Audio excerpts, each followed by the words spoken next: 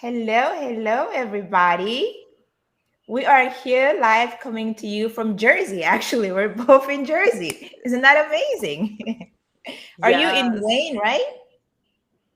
No, right now I'm in Garfield. I'm in Bergen County. Right, right. You moved recently, Garfield, and I am in East Orange. So coming to you live on Facebook and YouTube. So today I have the pleasure and just the joy of welcoming this beauty that is Sara Habbab. I've known Sara now for maybe a year or a little less than a year. And like we've watched each other grow in the group among other Yeah. beautiful women and men. And she's just a joy to be around, to talk to listen to. She's wise beyond her years. I will tell you that. But you'll get to hear it from her. So she's the founder of Ethereal Arts Collection. She recently founded that company, and she describes it. I'm just going to read it to you just to make sure I get it right. Um, it's magical art turned into stationeries, prints, and more. You will understand the magic once you get to know and see her work. I mean, it's magical, and you will get to just see it and love it. But I'll let her introduce herself and let tell you who she is and where she comes from. Yes. Thank you so much for that introduction. I'm super excited to be here. And I want to say congratulations again on starting your podcast Thank because you. that is amazing. And everything that you said, I can say back to you, like honestly, genuinely, and not sugarcoating anything. It's been such a pleasure, like to be on this ride together. We've known each other for a year now almost. Um, And yeah, so I come from Damascus, Syria. I am Lebanese Syrian or Syrian Lebanese, whichever comes first. Doesn't matter because my mom's Lebanese, my dad is Syrian, born and raised in Damascus. But I have been in both places throughout my childhood and teenage years. Been in the US for almost 14 years, I would say, if not more. Like it's going on 14 years, I think. Yeah, that's where I'm from. So, what age were you when you came here first to the US? I It was few months before I turned 21. Oh, wow. Okay, so it's not that long ago. Yeah. So, what was it like for you coming here at almost 21 years old, not speaking the language, I assume, or maybe speaking just a little bit of it? What was maybe if there was some sort of cultural shock? Like, how did you have to like adjust to this life in the US? Yes. Yes. So I spoke some English and I've always like watched movies, listened to music. Like, English was a favorite language to speak. It was my second language in school of learning, and still it's not the same when you speak it every day and like learning the American like language and way of speaking and all of that. And like you said, the cultural shock and there were a lot of like little things here and there, and it didn't take me long actually to start my first job in this country, which kind of gave me that boost of like understanding how people interact and like get to, if you want to understand something, you do it. And if I want to understand a culture, just immerse myself in it, which was like, get to work. The one thing that I did not, now that I'm thinking back at it, I thought I would go back to school right away, which didn't happen right away. So that was like one thing that kind of was there. Um, but it has been, I'm very honored to call this country my country now. Like, honestly, it has been, and it just, like, I had to adjust here and there, but I love it. Yeah. Tell me about your first job here, just coming straight from Syria. What was that like? Oh yeah, so 2 months in Dunkin' Donuts and then 2 years in Blimpies. So that's what it was. How was Yeah, it? making sandwiches. Like in my country, we make sandwiches like pita bread, roll it around. You call it wrap, we call it a sandwich. Here, it's like a total different bread, total different everything, total different ingredients inside. So it was nice.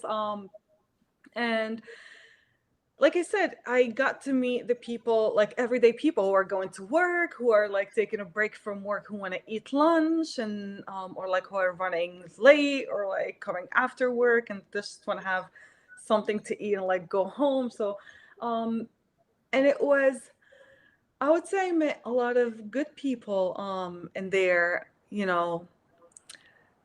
Do a job for a while and coworkers become friends and Mm. becomes like a family environment, right? What makes a family more, other than blood family, of course, it's the witnessing each other everyday's lives, and we become part of each other. So it was enjoyable.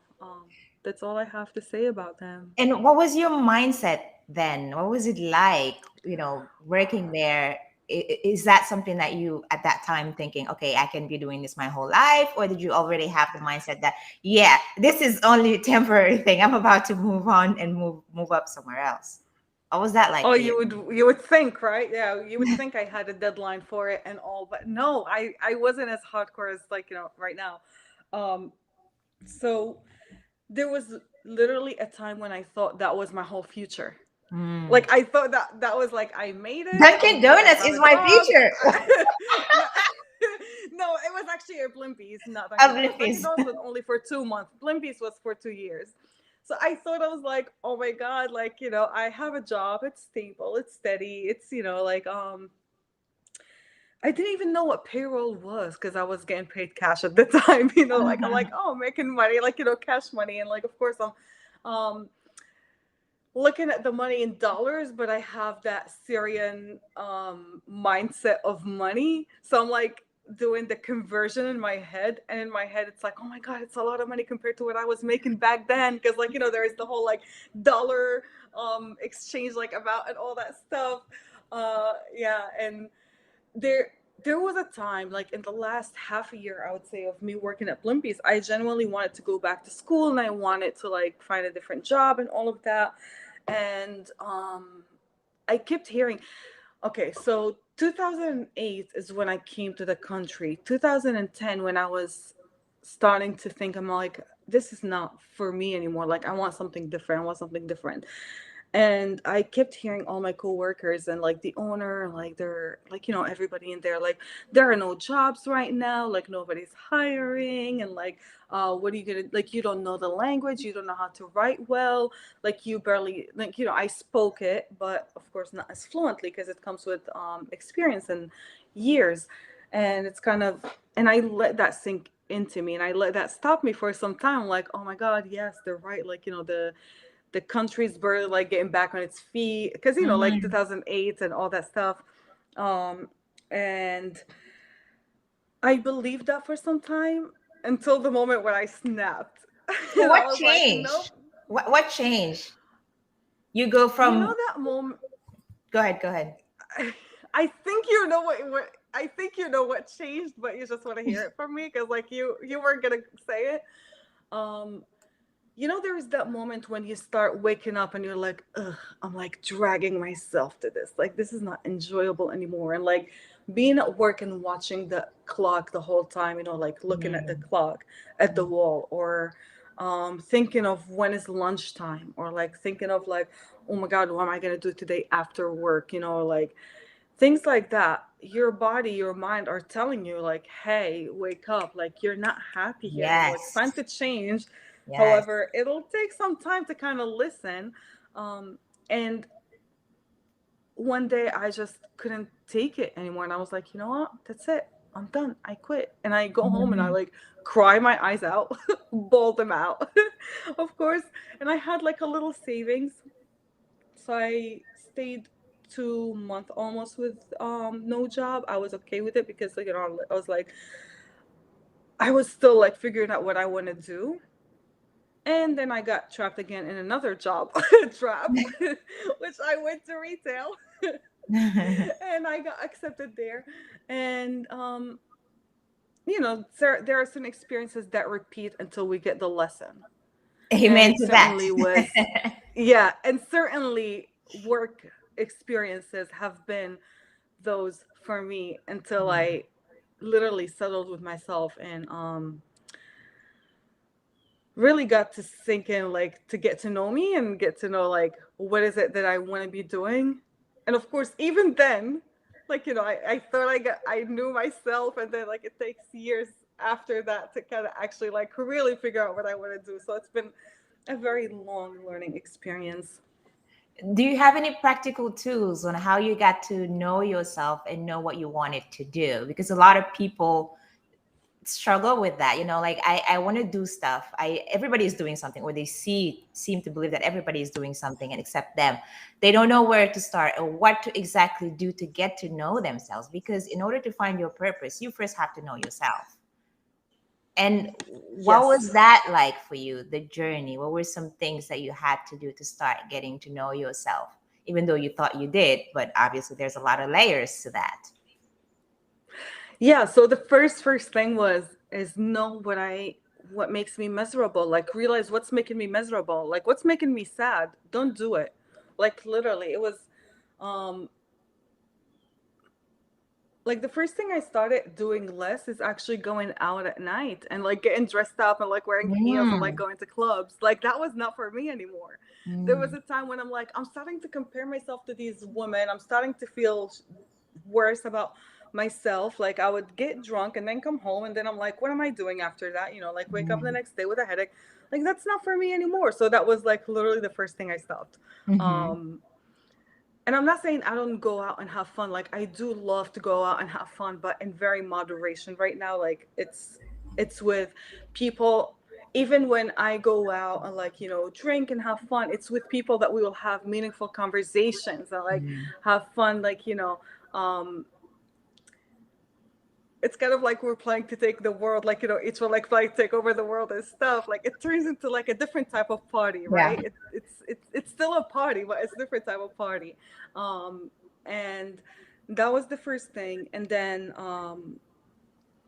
I looked at when in retail, I looked at my lifestyle and I didn't like not having the hours I was working, the stress of it. Like there was always certain metrics that we had to meet up and things like that. And it just like became this another heavy thing. Like whenever things get heavy, sit with myself. Am I happy in this? No. What's the worst that could happen? Maybe not find a better job, or maybe go back to do sandwiches. Would I be able to go back? Like if I go back and do sandwiches again, well,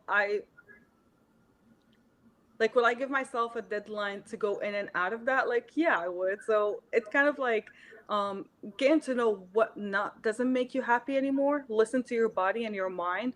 And there are these cues. Like if you're at work and you're looking at the clock the whole time, that's one sign that you shouldn't be there. Like, why are you doing that to yourself? Life is not guaranteed, right? Like, we don't know when we're going to drop, or like, not to take it very dramatic, but honestly, seriously, like, why would we bother to go against ourselves so much? Because culturally we have to have a job. Yeah. And I totally agree. And that's the fear. I think actually more than half, like probably it's the norm where people are in places where they don't want to be in terms of work. They just don't want to be there. But there's a lot of fear behind that too, because I'm like, I'm going to leave my job. What the hell am I going to do? Especially if you don't have savings or anything like that. It's like it's the golden handcuffs. You're stuck there because you got this paycheck coming on and you're living paycheck by paycheck. So it's like you Yeah. feel trapped, but you don't know how to leave. So how were you able to just like be like, I'm done with this? I'm assuming fear was there because it's always Oof. there, but you still made the jump. Yeah, fear is always there. Even till now, like fear is still there. Like whenever I'm starting something new, or like I'm stepping away from something, it's always there. But let me just say a disclaimer first. I'm not saying leave your job and not have like a like you said, you mentioned savings or like a plan B or like something Right. else to do. Like you need to plan this thing out. If you're not happy, plan your exit out. Don't just like be like, all right, I'm not happy, I'm dropping everything and that's it. Like no. That's not what I'm I've saying. done that, by the way, Don't do but that. again, I'm not I have to. advising anyone to do it. Do what feels right for you. Right? That's the thing, yeah. But fear. I literally had to sit down and be like, all right, what's the worst that could happen? Like, honestly, what's the worst that could happen? Am I gonna die from hunger? No, like, be honest with myself. Are there options out there for me to earn money without this stress of this job? Yes, there are other ways. All right, let's look at them. Like, there are, like, for some time, after going back to school and becoming a massage therapist and all of that, there was a time when I didn't have as many clients as I have now. So I was like, all right, would it hurt my ego to do Uber for some time? No, like, do it. So it was extra income, and all of that. It was supporting my my life and all of that. Mhm. So it's kind of like, understand that there are options out there. And honestly, deadlines, like, I always talk about deadlines. I love deadlines. If I'm stepping away from something, if I'm so scared to step away from something because I think like all my future is in this field, like, I learned it, I know what I'm doing here, I don't know what's out there. All right, if I were to leave this and like try doing, booking my own clients and doing Uber for like 6 months or a year, would I be fine with that? Mhm. And then I could come back to what I know. Mhm. Like, experiment, like, treat it as an experiment. I'm experimenting if this will work or not. I'm just following what, as my friend Debbie would say, calling, right? Like, follow the calling for a little bit, and then if it doesn't work, you can always come back.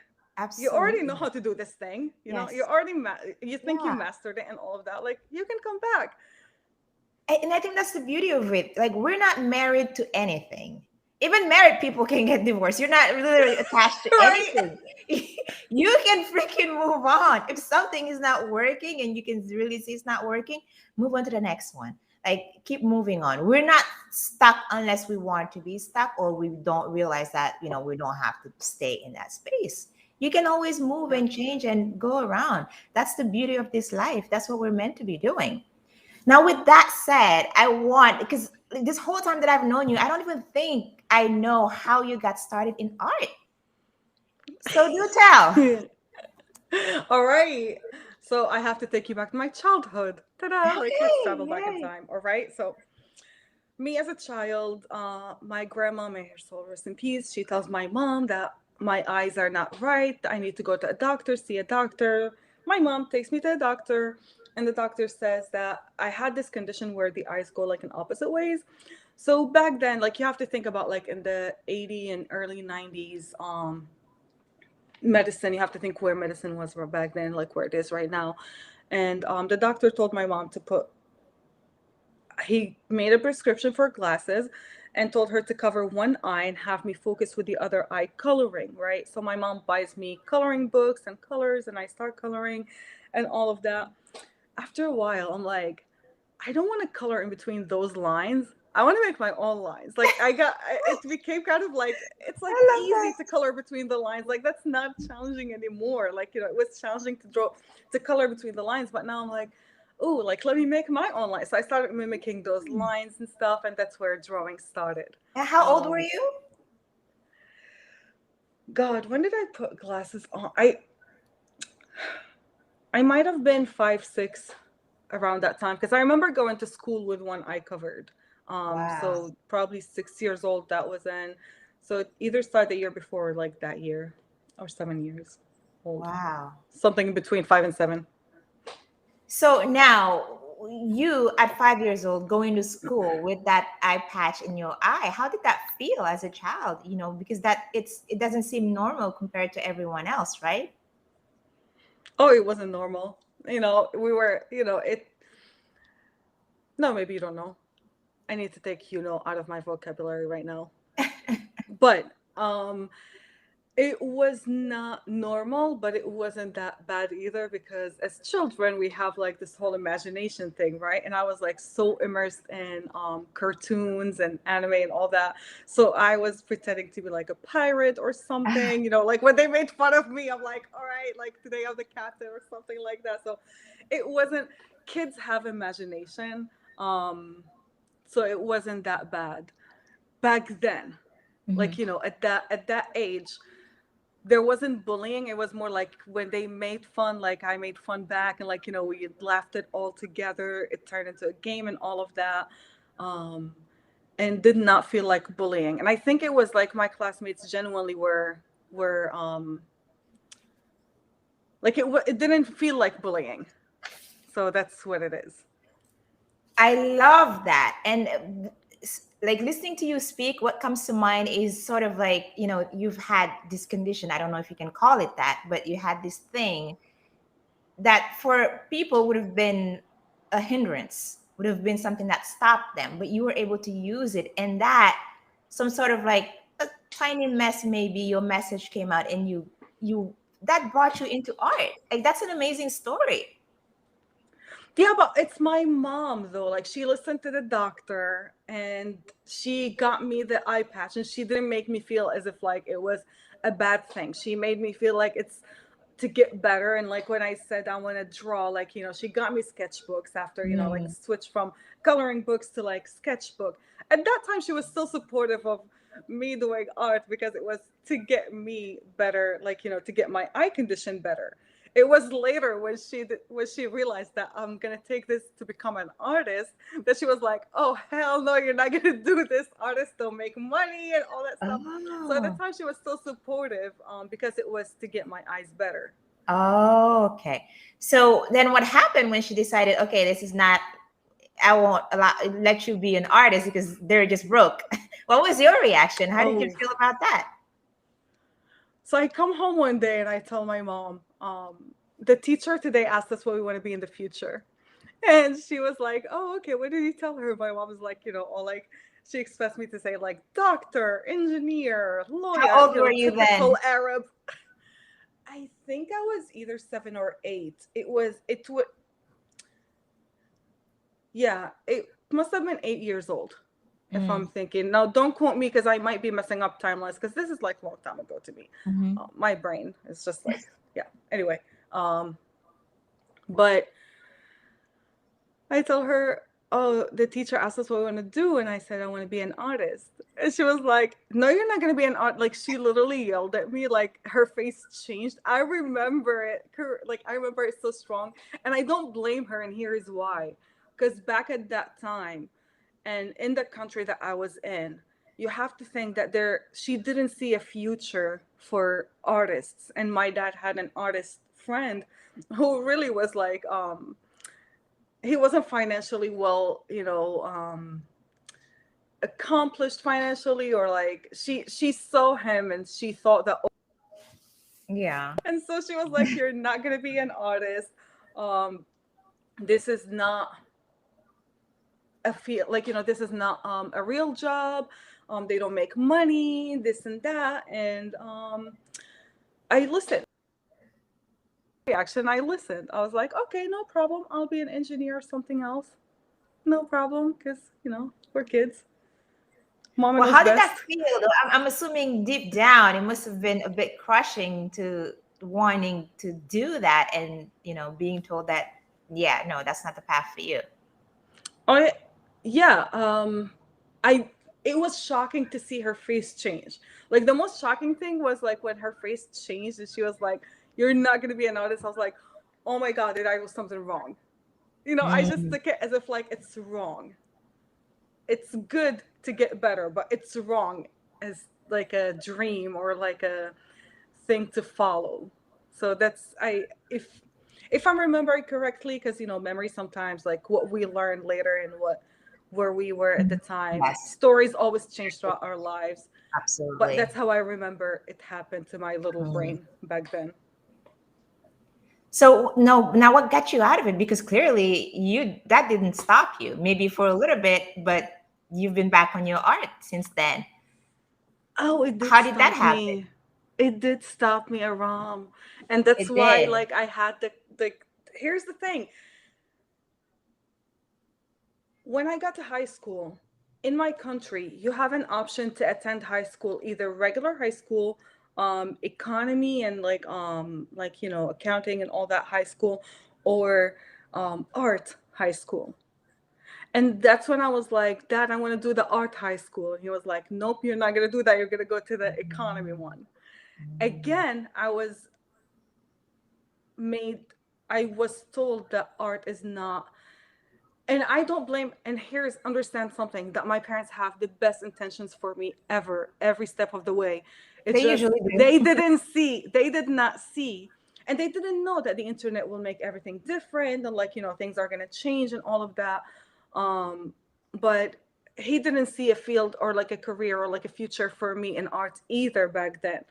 And he said, go to the one that guarantees you some kind of career later. And I listened. And it wasn't until um and it wasn't until 2017. It was after trying so many things, and like I've been through so many jobs already. I've been in the US for almost 10 years at the time. Mm. Um, I've almost tried everything I thought I wanted, but I never gave a full on to art. Mm-hmm. Like I've tried everything else, but I've never tried art seriously. And it has been like every few years when I would buy like a sketchbook and I would sketch a little bit and then I would hide it away. Every time we moved from a house, or like, because we've moved around a lot since childhood till now, every time I moved, there was always like a sketchbook or something that I will find, and I'm like, oh, I did this, oh, I did that, like, it just like never gave it 100% full in energy. And in 2017, I was like, all right, I'm gonna buy a sketchbook and a pencil, and I'm gonna keep it in my bag at all times. And that's when it started. Like I committed to just, I got to an agreement with myself that if I don't make a penny out of art a day, but I'm happy doing it, I'll keep doing it. I'll have always other sources of income. Again, going back to like not telling people to quit and like not have a source of income because you're not happy. Like that's not what I'm preaching here. Yeah. I've Mhm. always, I've always made sure that I'm financially able to cover the bare The minimum. basics, Yes, the absolutely. basics of my life. Mhm. Um, but this it's in the recent years that I give it full on. Yeah. So, did something happen there in between when all of a sudden you decide, I am going to commit to my art, whether I make money from it or not, I am still going to keep doing it? What changed? It's so many failures. Failures Literally. from. I've tried so many things. Aram, I'm happy that this is happening on Facebook actually, because like Facebook is one platform that I've had for like more than 10 years, and people have Mm, seen me change careers and things like throughout, right? So I've changed careers. I actually joined some multi-level marketing companies, didn't work. I've tried to do certain things. Like I kept trying different things and it didn't work. mm. And that's when I was like, all right, I'm emotionally like sad, like miserable. Like what is going on in here? So that's when I realized that I've been on certain things, but it wasn't, oh, sorry, my phone keeps ringing. Yeah. It's okay. So, um, yeah, it just, I got to a point where I looked at everything that didn't work, and I looked at what's the one thing that I've never gave a chance to in my life, and it was art. Mm, So mm. that's in there. Yeah, yeah, I love that. And you listened. It's like the universe is talking to us through all those failures. It's actually, those are blessings in disguise, I would say, because I've been there. I mean, like I've been into some businesses who make your head roll. You're like, what the fuck? Why did you even think of doing that? But those are Queen, things let me that tell just you brings here, us I to could have listened experience. sooner, all right? I could have listened sooner. The universe has been It is screaming, what throwing it is. rocks at me everywhere. That's our process. That's how we learn. Sometimes we need the lesson over and over, because I was that person too. You had to just learn it a few times before you actually get it. So now when you finally got it and you decided, I'm going to commit to art and I'm going to do it whether I make money from it or not. And I've seen you from a year ago. You started this super committed, like every day you would put out an art every single day. And I kid you not, if you're listening right now, she's been doing this for over 200 and something days. Every day, she doesn't miss a day. She's been doing it consistently. Art comes out. And for me, it's so inspiring. And I see dedication, I see commitment, I see consistency. And I love that. So, how did you get to that place, that moment last year when you decided, you know what, I'm going to commit and I'm going to do it every day? How did you Mm. stay consistent? Because that's what trips us up for me, I think. Well, personally, I will speak for myself. Consistency, yeah, it bit me a lot many times. So, what was that? Because I'm sure you've had times where you're like, I don't feel like doing it tonight, but you did it anyway. What was that for you? Oh yes, did I have days when I didn't feel like doing it? So many. But let me I there it isn't a magic formula. So let me just tell you first, before that, like right before that, is when I've been doing art since 2017 to 2020, and I was still not happy about my art because I was trying, even when I decided to do art, understand there are way too many different types of art to do. So I've tried pencil, watercolor, acrylics. I've done I've done digital, I've done like manga style, I've done like I've been searching here and there. Oh, I tried the ink, the Chinese ink. I have the rice paper and like the brush and everything. I've tried all of it. Like I've experimenting here and here and here with all that, and I haven't found my style. And I thought that, of course, not knowing, not diving into like other artists' life, and understanding that it takes time and that I have to try so many things, I thought something was wrong with me because nothing stick, right? And it got to a point where I really wasn't satisfied about my work because there is social media as well. So the artists that started as my inspiration became the artists I compare myself to when I'm feeling bad about myself. They went from being my inspiration to being the reason I'm depressed. And I'm like, how did I do that? Though, like I was looking for inspiration. So of course, like it is a journey. It's literally all between the ears. It's like literally the mind. Um, and as to how I got committed, you of all people were there. So I joined. So after years, let me go back just a teeny tiny bit. So as I was trying to do all these different jobs and like failing like one after another, I was still learning about, like I was listening to Tom Bilyeu, Gary V, like all these names, all these people. I'm just listening, reading all these books, Tim Ferriss, like and not I wasn't implementing one thing consistently, and that's why nothing has worked. Sometimes when we we get stuck in that student mentality and like keep learning and learning and learning and learning and learning and learning, and okay, like, all right, why is nothing happening? Because you're not doing one thing. You're not sticking to one thing. It doesn't So magically true. happen. So So true. I've had that. I've been there too. Oh my god. Anyway, Such an so easy trap to fall into. and it's very obvious, yet it's so not easy for us to realize. Yeah. It's so hard for us to see it. Yeah. But anyway, going back to consistency, that's when I joined ITU, Impact Theory University, and I literally was ready to step out of everything that I was. Like I genuinely wanted to change everything about me. And one of the things is that I'm scared of dark. Mm. I used to be very scared of the dark back in the days. There were times in my 20s when I didn't sleep at night. I would watch anime or like read manga all night because I don't want to fall asleep. There were those times, right? But one of the things I decided to do last year is I booked this tiny house that had no electricity, no running water. I literally had to go to the well to grab the water, right? For a whole week. It's just one room house. And like I'm scared of bugs. My roommate was a spider on the wall on the corner.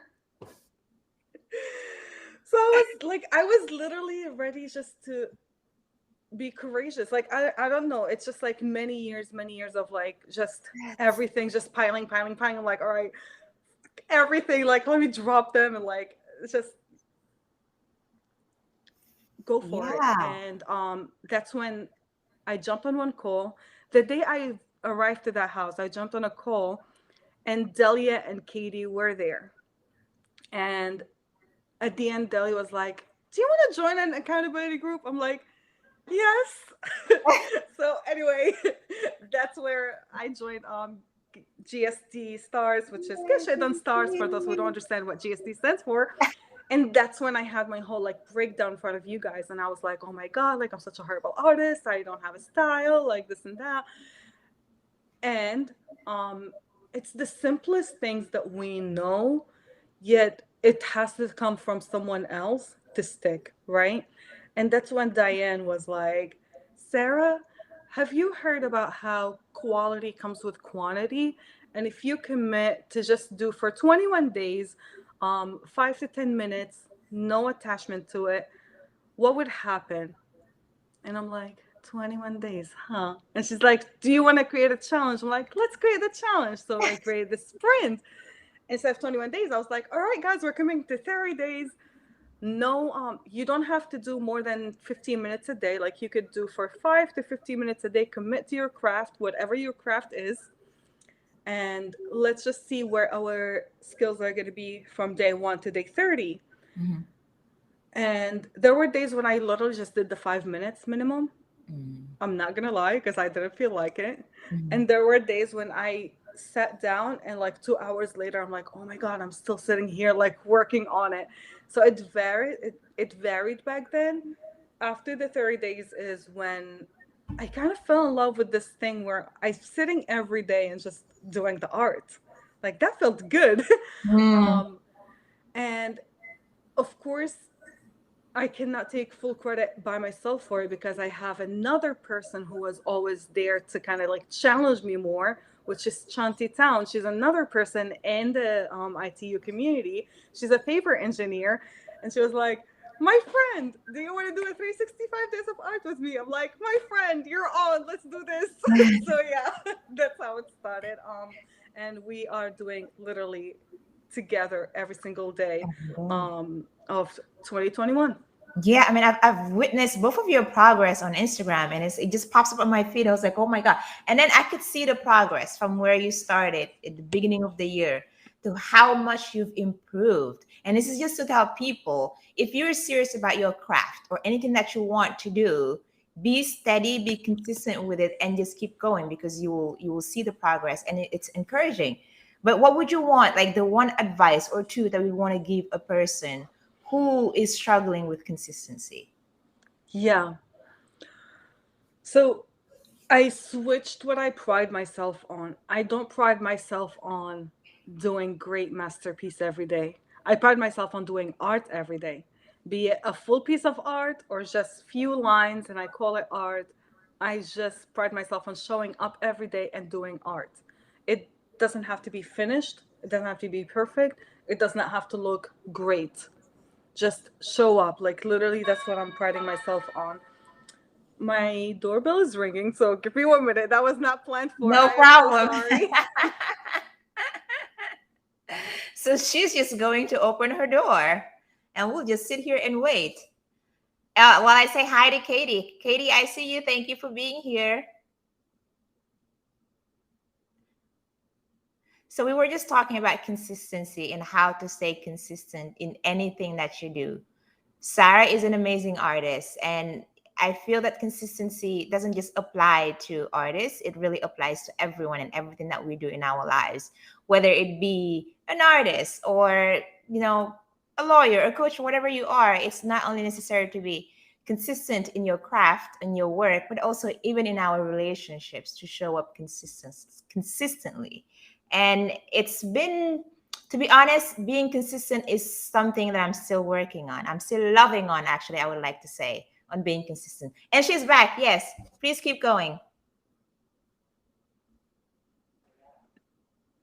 All right, so it was an expected visit from family, but it's all good. So you were asking me what um few tips I would give. So the first one Yes. is change what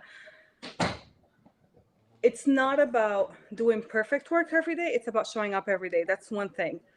The second thing, um, do you want to put yourself out there, or is it going to be within close community? So let me tell you, the 30 days, the first 30 days were within a close community. And that's why it gave me the courage to commit to 365 publicly, right? Mm, Um, sorry, I ran upstairs right now. So that's why I'm like, let that's me catch my okay. breath. Yes. So it's important to realize that in the beginning, when you're starting to commit, you're it's better to commit to within a safe community that you know that they're there to see you do the work every day, not to grade it or to Mm. judge you, right? That helps a lot. So those are like the main two tips that I would give. Yeah, and I thank you for that. And I believe it also applies not to just artists; it applies to everyone and everything that you're doing. It helps to just have that idea that it doesn't have to be perfect. And perfection is the downfall of a lot of us. We just want everything to be perfect, and it stops us to even get started because you're always waiting for it to be perfect, for the time to be perfect, which is there's no such thing. Oh, there is no perfect time. Oh, Yeah, there is no perfect time. Like yeah. you said earlier, there were days when I was like, I would literally get home like 1 in the morning, but still do the art of the day. And I realized that there isn't a perfect day to start and there isn't a perfect day to do the work. It's literally just do it. Now, Just just do it now. Like yeah, literally, yeah. that's what Katie just said. Now is the perfect time. So going back to that, you just mentioned there are times where you come home at what midnight, 1 a.m., and you still have to show up for that day. What pushes you to do it in that moment? Like at 1 a.m., like, yeah, I don't want to do that. What gets you there? Yeah, this might not be the answer you're looking for, but I made my goal public. And there are people who are like literally watching every day. And it's not me afraid of their judgment. It's more like the amount of people that say I do art every day because I watch your journey, it's just makes me like sometimes like cry. And when you make your goals public and like you just put yourself out there, it's kind of like how Seth Godin says putting yourself on the hook, right? We've Yes. heard Seth Godin talk about it, and I didn't understand it until I was doing it, until I was like in the middle of it. So being on the hook is a pressure to show up every day, even when I'm not feeling it, even if I just took my COVID shot and I called, like, they called me an ambulance and I didn't feel like it. Like, it doesn't Mhm. matter. It does not matter. Show up every day. Yeah. Um, because I put myself out there. Yeah. And because I have a partner who's doing it with me as well, Shanti Town, right? We go back to having somebody who's doing it consistently with you, not necessarily comparing ourselves to each other because we're two in different, like, I'm a visual artist and she's a paper engineer. But it's more like we're pushing one another. If she's showing up today, why would I not show up? I'm failing her and failing myself. Like, so that helps. Yeah. So would you recommend someone who'd want to do that to find a partner or a community to kind of put themselves on the hook, but also push them and to keep them going? Absolutely. So start in the beginning with really trusted people. You have to trust them and they have to know you well and know what your goal is. And you have to feel safe that even if you make mistakes and like don't do perfect work, they're not going to judge you over it, right? So it's very important. Yeah, find either a small community start with or a partner. I love that. And if you had also anything you'd want to say to fellow artists who were where you were in terms of losing their path when it comes to their craft, being told by many people, parents, society, or whoever, this is not what you're meant to be doing, find something else. if there's someone out there who's in that place right now, what would you tell them? Mm. It depends how old they are. If they rely on their family to earn, like the food on the table and like live Let's in the say they're house in with the their worst parents. case scenario, in the worst case possible. Yeah. So maybe right now understand that people around us, they speak from where they're at and what they know to be truth, and their truth is not necessarily your truth. um if you have that vision, or like you have that feeling that you can be something, it's for you. They won't understand it, and they don't have to understand it. They don't have to see the vision. It's yours, right? And they don't have to understand the calling that you have, because it's yours. But at the same time, it is within your power to show up for it in the smallest way possible. Don't lose connection with it. Like, for the many years that I've listened to parents or like society or anybody that art isn't a career and all of that, there was something within me. There's a reason why every time we moved, I would find a small sketchbook, or I would find sketches within certain notebooks, because there was something in me that was still like, wake up, like you're doing it. It Yeah. just, I didn't listen. So if you just keep connecting with that gift that you have, or like, not necessarily, people sometimes misunderstand gift as like it's god-given only, but a gift could be cultivated, could be discovered later. It's Absolutely. not something that from the childhood up till now. There's the whole myth about it. So I try to kind of not use certain words because Mhm. they're like so misunderstood. Mhm. Yeah, but I would say stay connected to that thing in your soul that you want to be doing, and don't take their truth as yours. Ask yourself, is it true because it's true? Is it true because to them only? Mhm. And if they are in a place right now where they're getting closer to that truth, that that's what they're meant to do, whether it's art or, coaching or whatever it is, but they're not doing it, even though they're starting to feel deep down that that's what they should be doing, where would you advise them to start? Okay. Um, I don't know if somebody should be doing anything. And that's one thing I always try to stay away from, like the word should. Mhm. If you feel like you want to be doing something and you're not doing it, one thing I would say, w- I would kind of like ask questions to myself. Okay, why am I not doing it? And then, and it's again something that I take from somebody in ITU. It's not her necessarily, but it's um, something that I've heard her talk about. Diane, she talks about like ask yourself why and why, the 7 layers of why kind of thing, and get to know what is stopping you. Um, but if not that, look at your environment. Are you in the environment that allows you to create?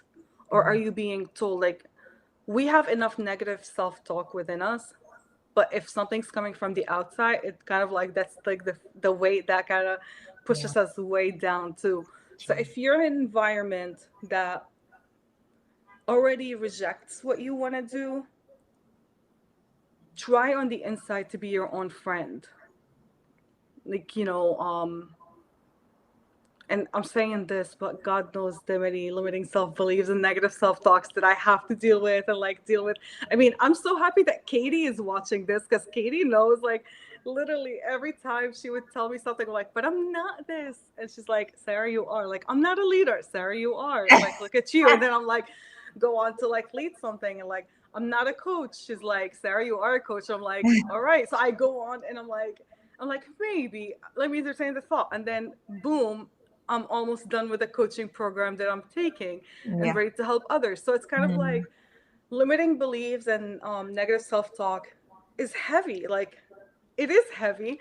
And just surround yourself, have that one friend or a group of friends who will remind you. It goes back to community, it goes back to your Yes. surrounding. Yes. Have those people who will remind you of who you are and what your journey is. So when you don't feel like doing certain things, they'll be like, all right. what's your goal? Did your goal change? Did your desire change? And it's totally fine to kind of like go from one to another if you still didn't discover that strong thing that you want to be doing in life. Absolutely. I totally agree. And don't be afraid to fail. I've failed because I was afraid of failing. It's like when you're so afraid of it, it's almost like a self-fulfilling prophecy. You you're getting closer to that thing that you're so afraid of, when we could just find ways to free ourselves from all of that and just do the thing. And I see you do it, showing up every day consistently, and it is so, so inspiring. Well, you have been consistent yourself, Queen. I don't think you take a minute to look back. I don't know. I feel like it's easy for you to mention that about me, but take a look at yourself too, like the way where you were a year ago till today. I'm amazed by your progress. Thank you, Queen. I will take it. I've come a long way for sure. I will take it. But the beauty of all of us being on this journey is like, we know that there's so much more, as long as we keep showing up every day, just Yes. doing the work every day and showing up. And it's not easy work, it's not comfortable work. It is just showing up every day. And I thank you for showing up today. But I want to know, tell me more about Ethereal Art Collection. Well, what is happening there? All right, so Ethereal Art Collection is my store. So after having so much artwork in the book, I decided to start this store where I could release collections. So every month will be a different collection. Sadly, for the month of September, I did not release a collection. Month of September was one of like the literally just busiest months ever as personal life. Like I had to move, I had so many things, so it was not easy navigating this month. But I am so happy to be releasing a Halloween bundle by the end of this week. Ooh, And it's all like art inspired by Halloween. Since we're again into October, and Halloween is one of these, and fall in general is I just, know it Katie is has very certain excited magic. about that. She loves Halloween. I know. Yes. So there's that, and as well, reworking on my personal website, which is Arts by Sarah, ARTZ by Sarah, Mhm. .com. I'm reworking on that, and we'll be releasing some coaching packages as well in there. So there is a lot Mm, in store that I'm still nice, working nice, on. nice, nice. Now tell me, what do you have on your the collection store? I know you have some products already available. What's on there? Yes, so I do have notebooks. Right now, what I have Do notebooks, you I have a have sample you bags. could show us right now? Would love to see it. Give me a second. Oh, you love Yes. asking. Let me see. Hold on.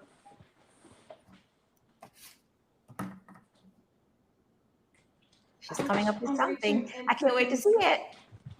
All All right. right, Tony. So these are older books, right? So these have my Arts by Sarah in the back of them. But this is an example. Oh yeah, I This love one is that. called Growing Dreams. Growing Um, dreams. this is my most sold notebook in the month of August. Wow. Yeah. Beautiful. And then there is this one, which is an older notebook I had, which I released. This one's an NFT actually, Oh yes, but right. We're gonna talk about that in a but I little bit. gave The it a NFTs. heart. Yeah, I gave it like a little heartbeat, and like the hair was moving. Um, Oh, but that's yeah, beautiful. these are examples of my notebooks. Tell us about the NFT. Mm, um, oh my God. So I've been listening about NFTs, crypto, and all of that, and I finally was like, all right, let me give it a listen, like for real. Ask few questions to a lot of friends. Shout out to creatress Sarah E. Her name is Sarah E. Her um online nickname is Creatress. She was always ready to answer questions and everything. So I finally released the first collection of NFTs, and it's a collection that three of these artworks that I always knew they will go together because they were always made. The inspiration for them came together from the International Women's Day.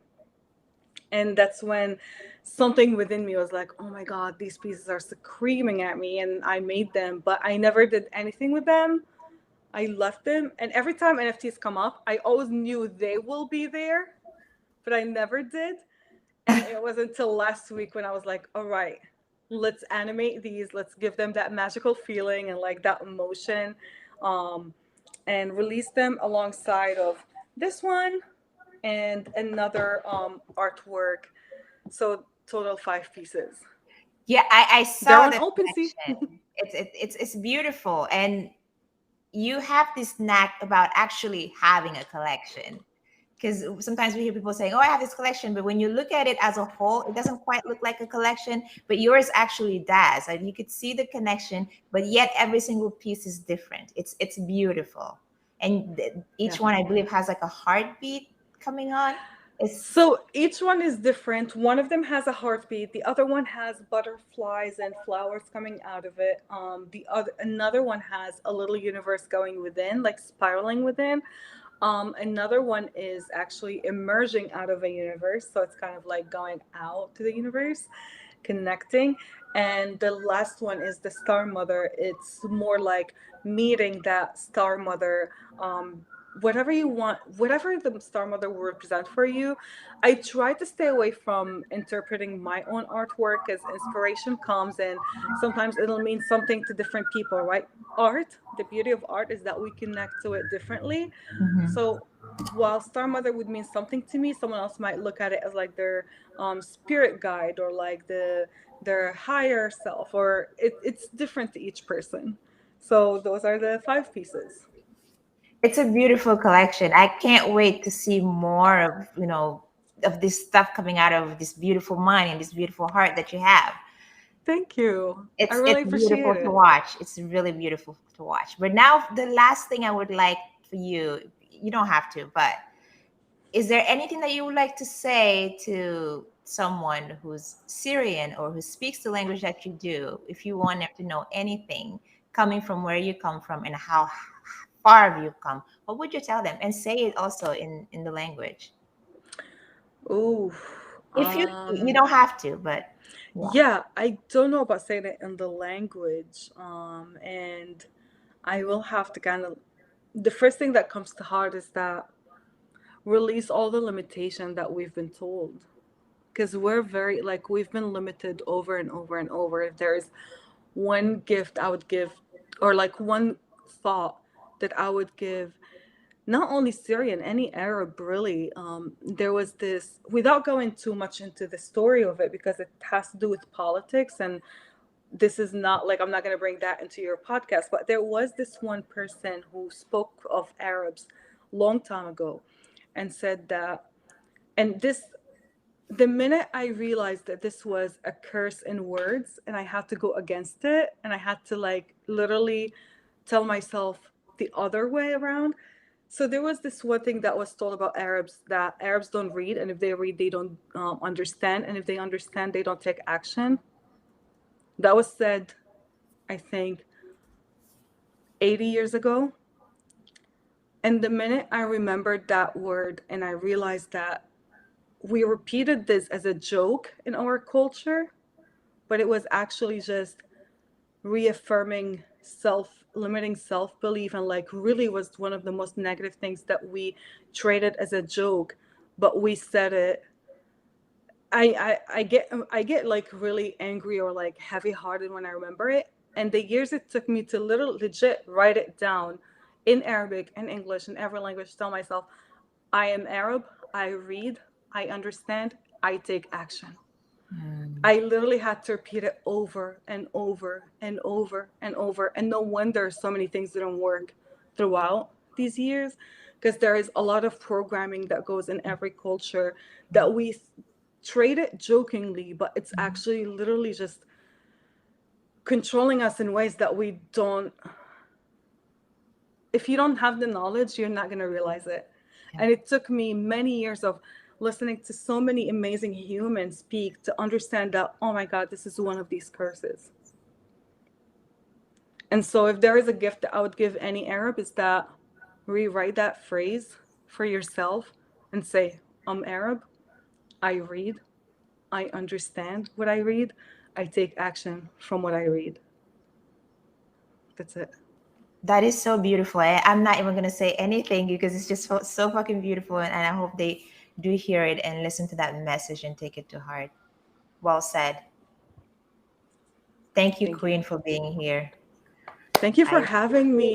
Thank you for this. thank you for this beautiful time we just got to share with hopefully everyone that watched. And yeah, I love you and everybody out there. Thank you for giving us the time and for watching. Love and peace to y'all. Love you Bye, guys. everybody.